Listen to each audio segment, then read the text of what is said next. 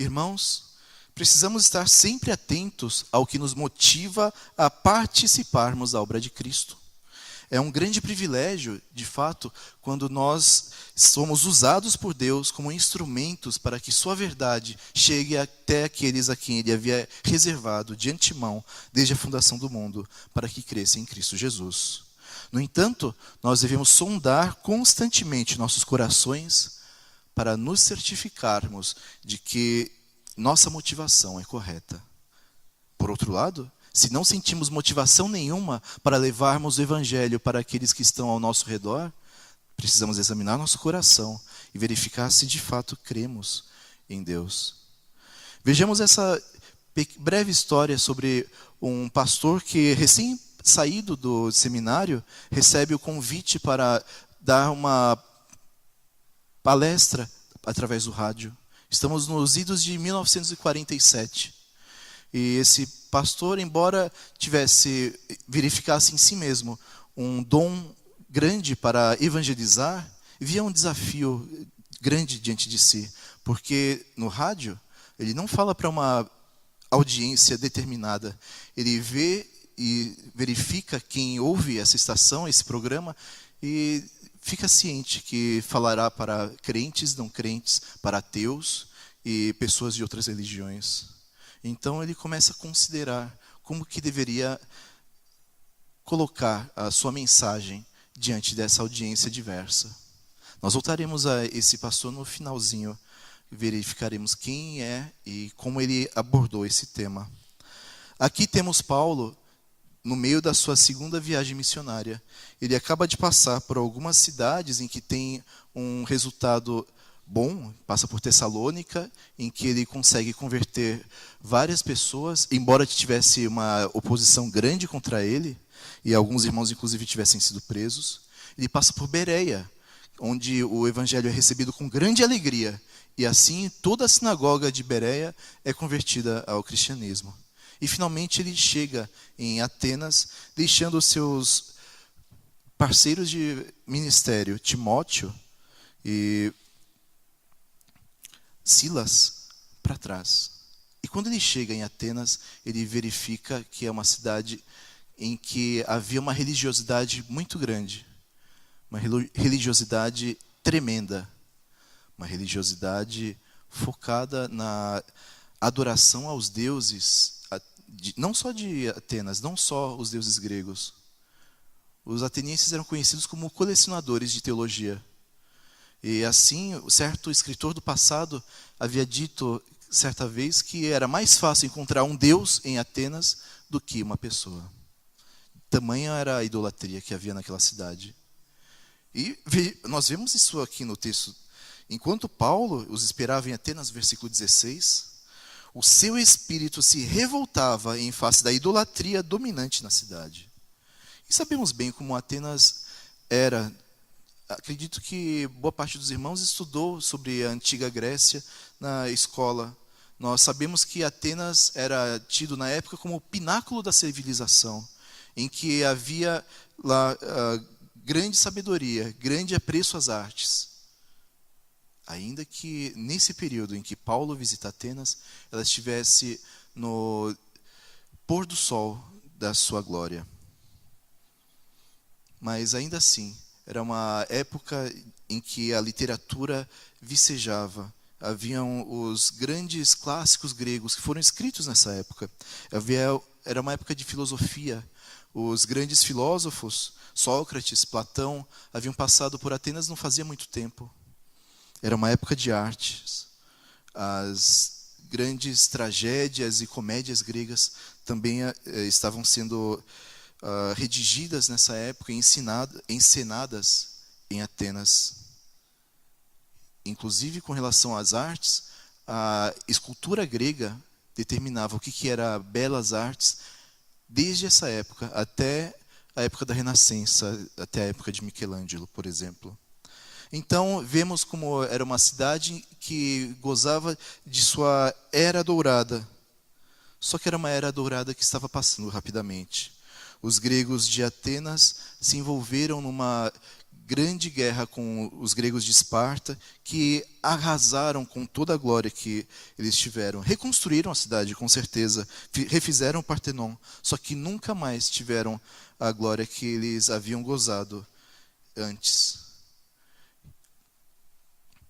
Os grandes filósofos, depois de Platão e Sócrates e Aristóteles, os demais eram como imitadores. Tanto é que as filosofias que estavam na moda na época eram filosofias consideradas menores diante desses três grandes que nós citamos. E são citados aqui os estoicos e os epicureus. Epicureus eram basicamente ateus. Eles criam que a felicidade do homem estava em ter prazer neste mundo. E só isso importava e nada mais.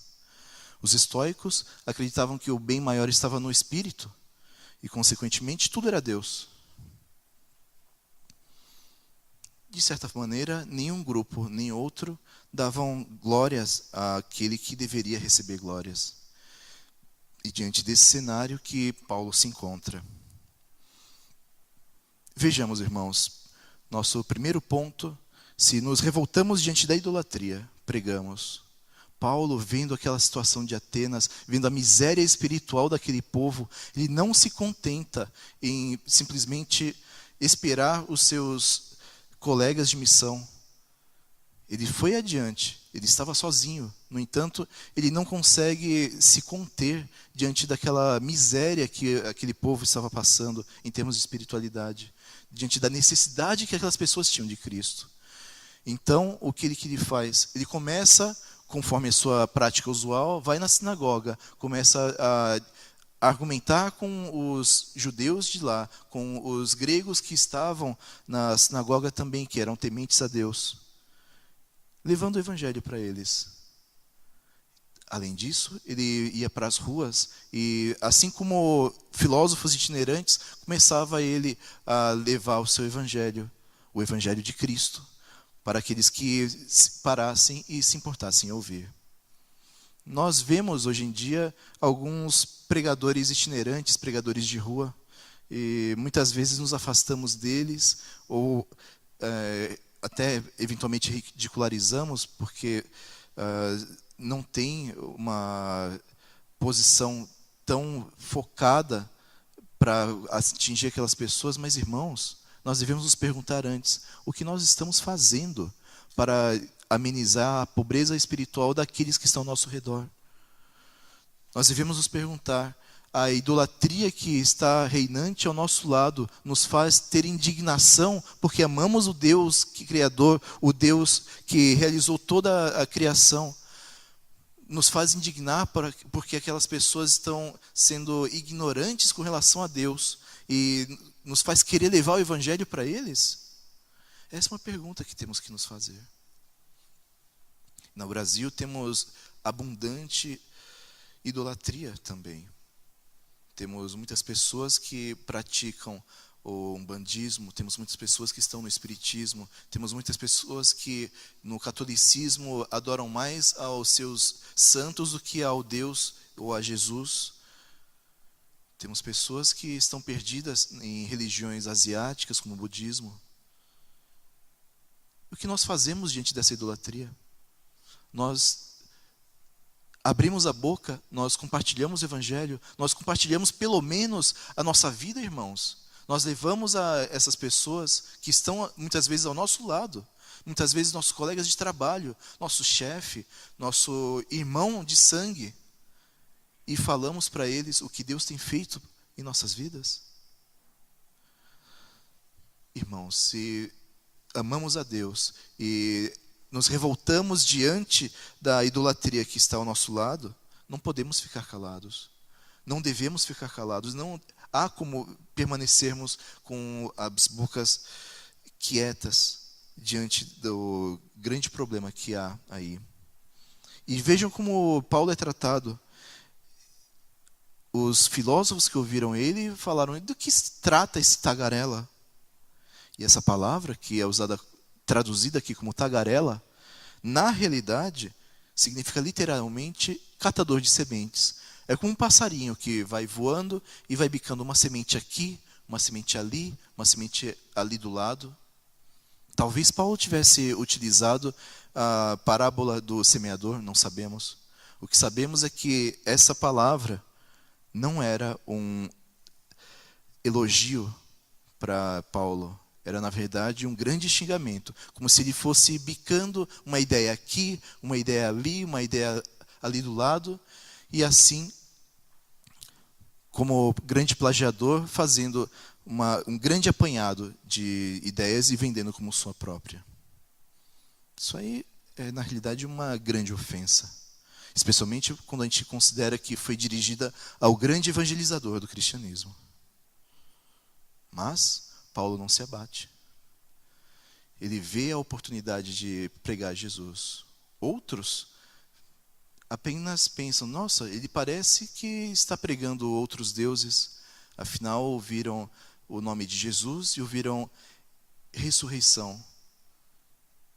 E essas duas palavras são muito semelhantes a nomes de outros deuses de uma região perto de Atenas. Não cabe aqui ficar colocando que deuses eram esses, apenas que ficaram suspeitos. Parece que ele está trazendo uma nova teologia. Será que não podemos acrescentar alguma coisa para a nossa coleção?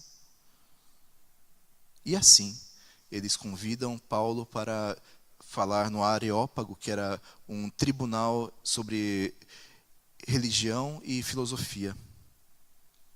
Afinal de contas, como nós vemos mais adiante, de outra coisa os atenienses não cuidavam a não ser falar das últimas coisas, as últimas modas, as últimas teologias que estavam brotando.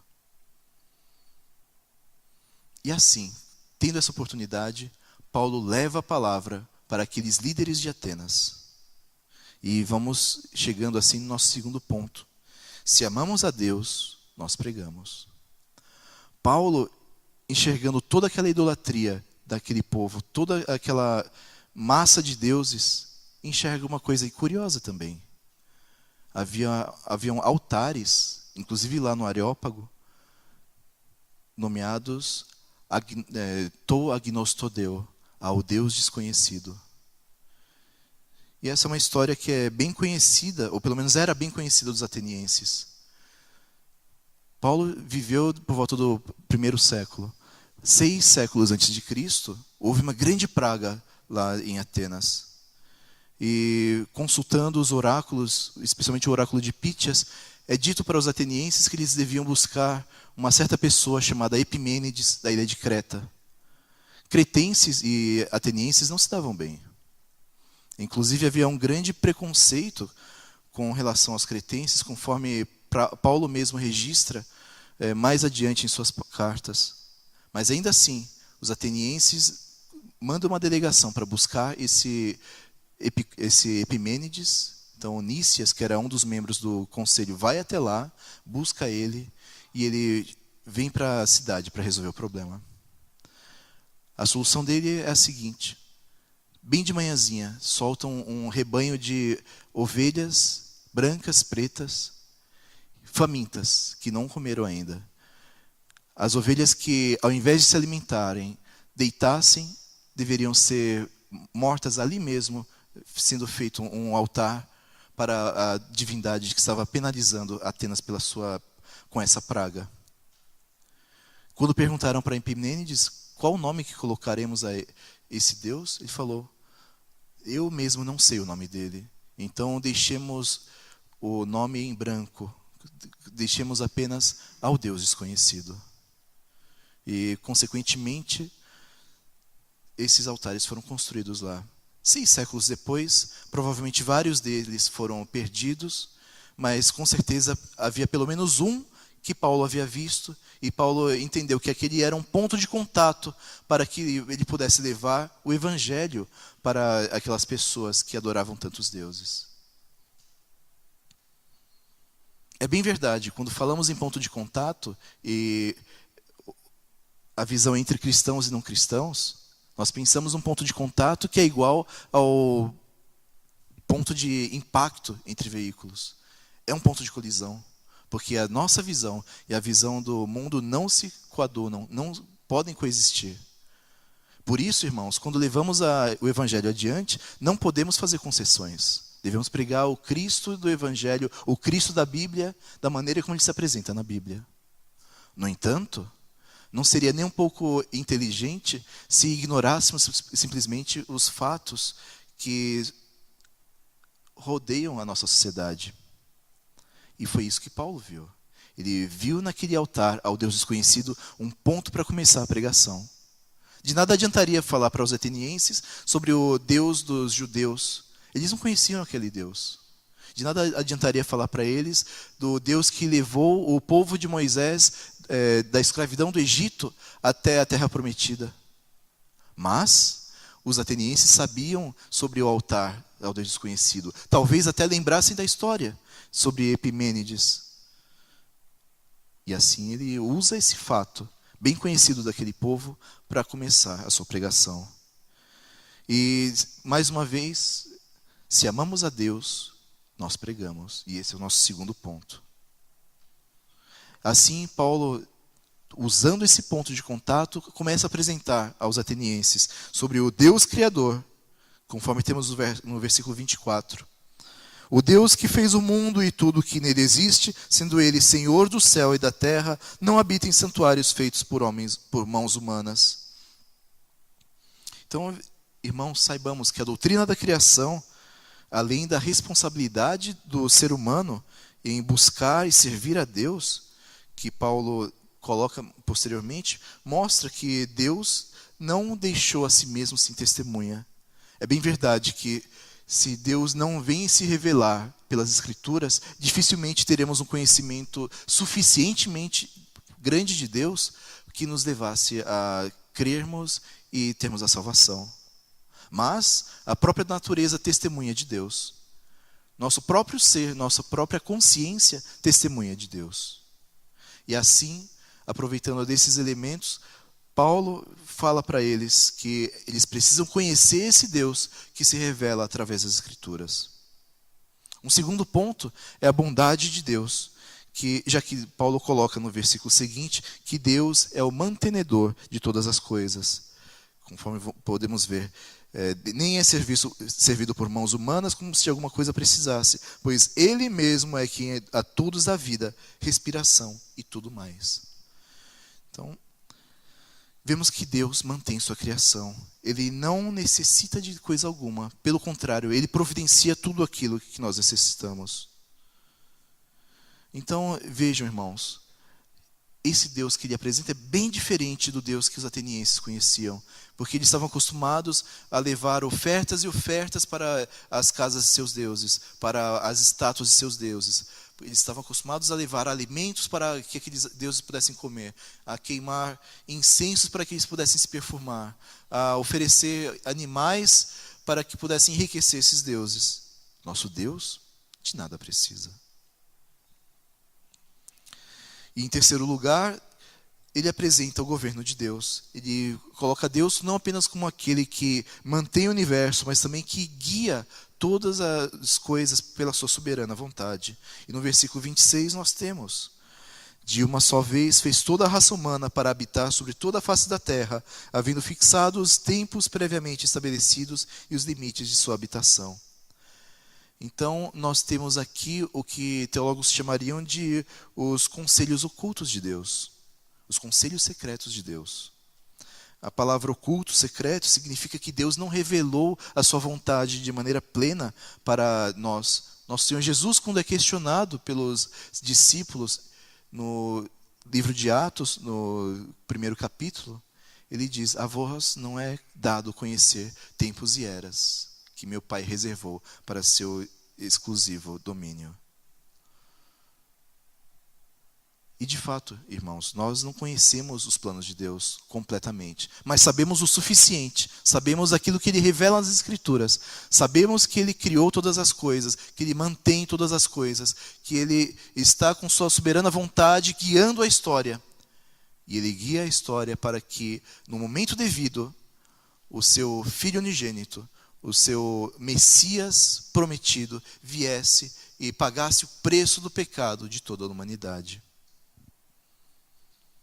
Então, irmãos, se nós amamos a Deus, nós levamos esse Deus que é criador, que é mantenedor, que é soberano, junto conosco.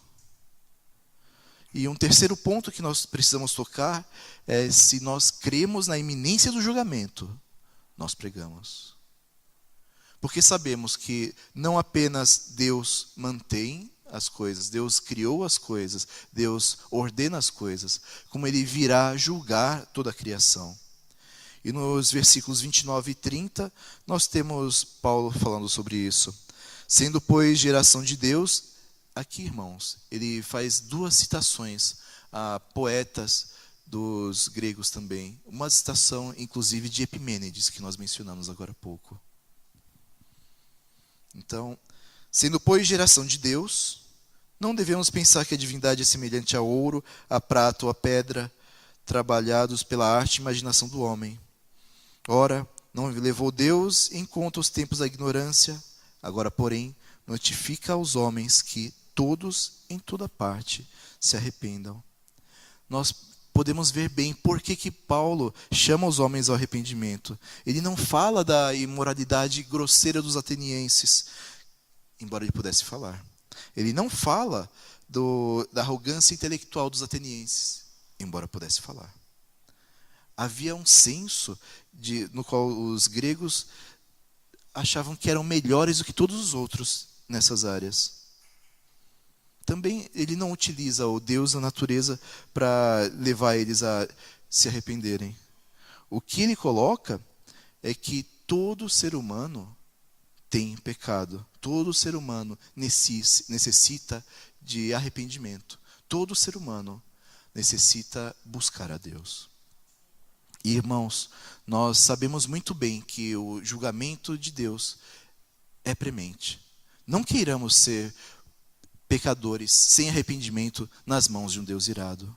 Mas busquemos, irmãos, o arrependimento sincero que nos leva à reconciliação com Deus. Busquemos, irmãos, o arrependimento completo que nos leva a sermos unidos com Cristo na sua morte na cruz e na sua ressurreição. Busquemos, irmãos, o arrependimento que leva à salvação. O arrependimento que faz com que reneguemos os nossos pecados, com que deixemos nossos maus caminhos e que busquemos a vontade de Deus. E mais uma vez, se nós cremos que esse julgamento é iminente, como que vamos deixar tantas pessoas aí ao nosso redor indo na direção do inferno? Não temos coração de compaixão para levar essa palavra de salvação para eles? Não temos um coração com amor para que essas pessoas, muitas vezes nossos familiares, muitas vezes amigos íntimos, muitas vezes colegas, deixem suas más obras, se arrependam e venham para o caminho da salvação? Temos que pensar, irmãos. Por que nós não temos pregado o Evangelho?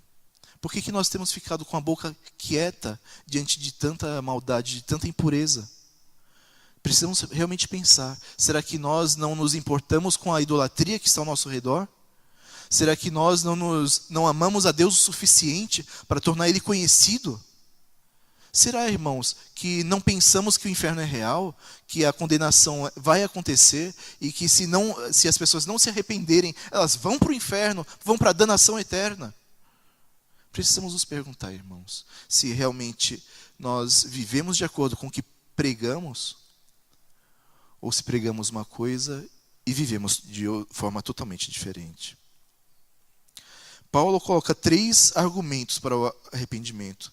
Primeiramente, que Deus foi bem paciente, assim deixando para trás o que aconteceu no período de ignorância. A paciência de Deus pode até nos encorajar a sermos negligentes, mas bem pelo contrário. Nós devemos encarar a paciência de Deus como motivo de misericórdia dele. Ele é misericordioso e assim deixa para trás aquilo que aconteceu. Desde que a partir de agora nós nos arrependamos e nos voltemos para ele. Em segundo lugar, porque Deus ordena o arrependimento. Se Deus nos diz para fazer alguma coisa, irmãos, é melhor nós fazermos. Não queiramos ver nosso Deus zangado. Além disso, Deus apontou um dia final para julgamento, quando o Senhor Jesus virá e fará o julgamento final. As palavras exatas de Paulo são, versículo 31, porquanto estabeleceu um dia em que há de julgar o mundo com justiça, por meio de um varão que destinou e acreditou diante de todos, ressuscitando dentre os mortos. Essa é a marca do juiz, aquele que morreu e ressuscitou. Essa é a marca da nossa fé.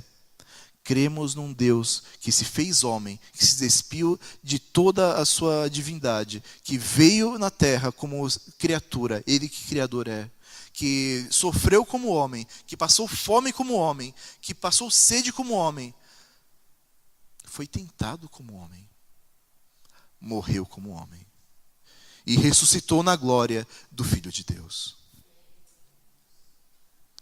Por fim, irmãos, em sua soberania, o nosso quarto ponto e último, em sua soberania, Deus pode usar a pregação. Então, não basta nós nos indignarmos com relação à idolatria que tem ao nosso redor. Não basta nós amarmos a Deus e levarmos sua palavra adiante. Não basta nós crermos na iminência do julgamento. Nós temos que pregar. Se Deus vai usar a pregação ou não, é com Ele. Nós precisamos ser fiéis na nossa parte. Não estou falando, irmãos, que nós façamos nossa parte e Deus fará dele. Deus é soberano.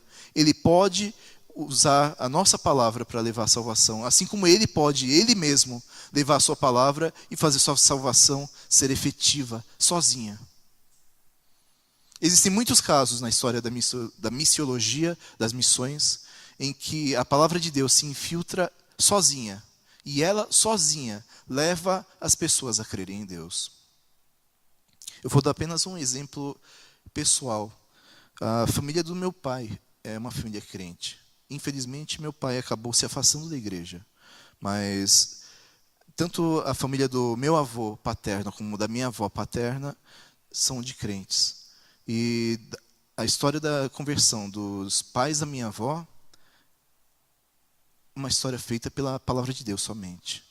Eles eram pobres e sempre trocavam de casa em casa buscando o aluguel mais barato. Em uma dessas casas, a pessoa anterior que havia deixou uma Bíblia lá.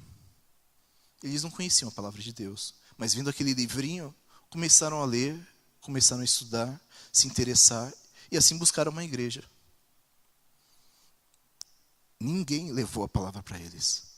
Deus levou a palavra. E assim, irmãos, saibamos muito bem que nós temos o dever de levar a palavra onde nós estamos. Mas se nós não fazemos, Deus fará a sua obra. Agora, ai de nós, se nós não fizermos a nossa parte. Ai de nós, se nós não levarmos a palavra de Deus adiante.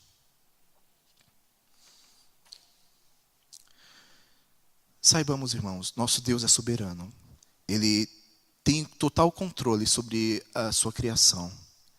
E Ele se alegra grandemente com o pecador quebrantado, o pecador arrependido, o pecador que confessa: Senhor Deus, eu necessito do Senhor, porque sozinho eu não sou nada, porque sozinho eu não posso nada. Ajuda-me, Senhor, porque eu preciso de Ti. É um grande privilégio nós sermos usados por Deus para que a sua palavra chegue até as pessoas que necessitam dela. Por isso, irmãos, não nos envergonhemos do Evangelho. Busquemos, pelo contrário, levar a Ele com orgulho, levar a Ele com alegria. Afinal de contas, não dizemos que a fé é um presente de Deus? Que presente maior que esse, então, irmãos? Se é um presente de Deus, se é um presente tão valioso, não teremos alegria de compartilhar Ele com os outros?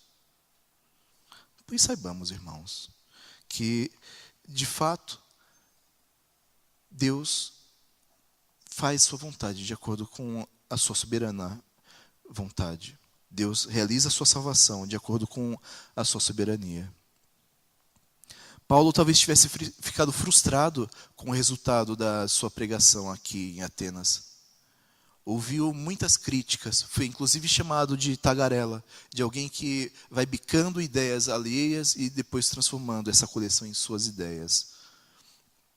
Mas Deus, por sua soberana vontade, fez com que essa pregação de Paulo desse fruto. E nós vemos isso registrado no versículo 34. Houve, porém, alguns homens que se agregaram a ele e creram. Entre eles estava Dionísio, o Areopagita, uma mulher chamada Dâmaris, e com eles outros mais.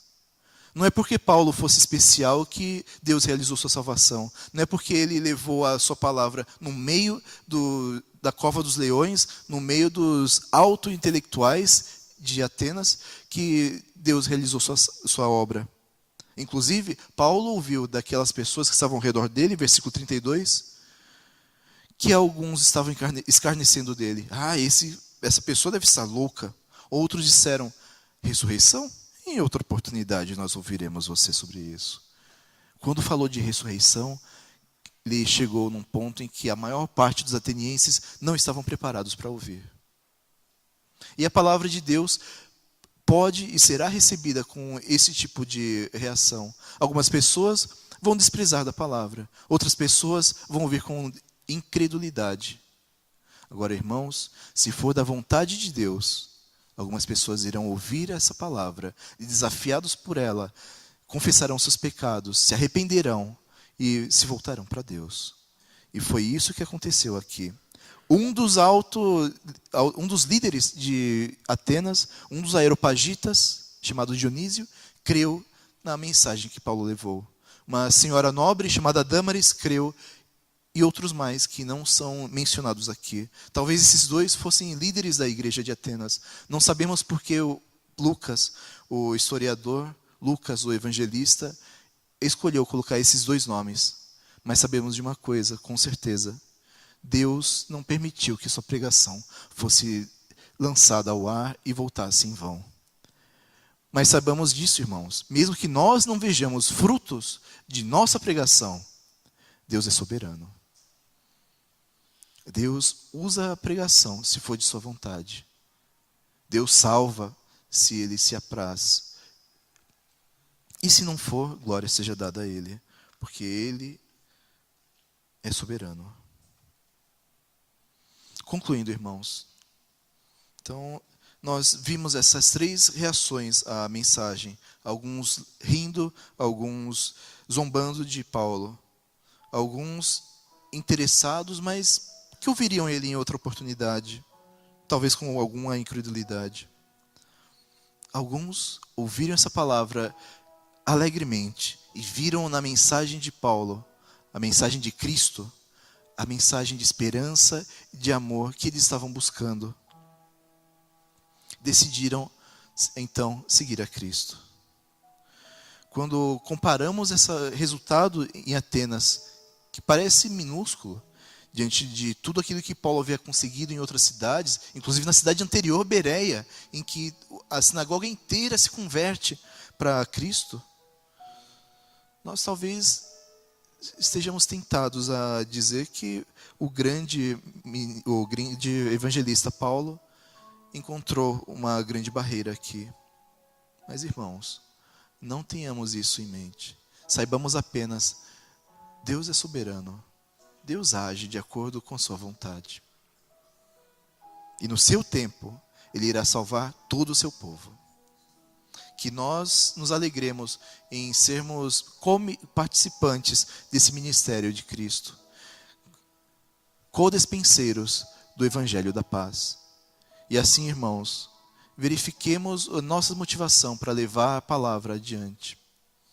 Nós falamos sobre um ministro que havia acabado de sair do seminário e recebeu convite para falar sobre a palavra de Deus aos ouvintes no rádio. Esse homem desenvolveu uma técnica para levar o evangelho que começou a ser usada por ele depois, anos a fio. Ele ouvia as notícias na rádio. Ele pegava aquilo que estava sendo discutido no dia, o grande tópico, o tópico que estava quente na ocasião. E dali ele puxava um gancho para colocar a palavra de Deus, mostrando que a palavra de Deus se aplica nos dias de hoje, se aplica de maneira contínua em nossas vidas. Esse homem se chamava Billy Graham, e ele foi usado por Deus como um grande evangelista, e usando esse mesmo método de buscar um ponto de contato da nossa realidade diária para o evangelho. Ele evangelizou multidões e multidões em campanhas de evangelização que foram dos Estados Unidos até a Coreia, que lotaram estádios que foram usadas para alcançar muitas vidas. Quem sabe um de nós não será o próximo Billy Graham? O que sabemos, irmãos, é que nós somos chamados para testemunhar a Deus, a Cristo, onde quer que estejamos. E seguramente, se nós temos as motivações corretas, levaremos esse evangelho adiante. Então, lembremos,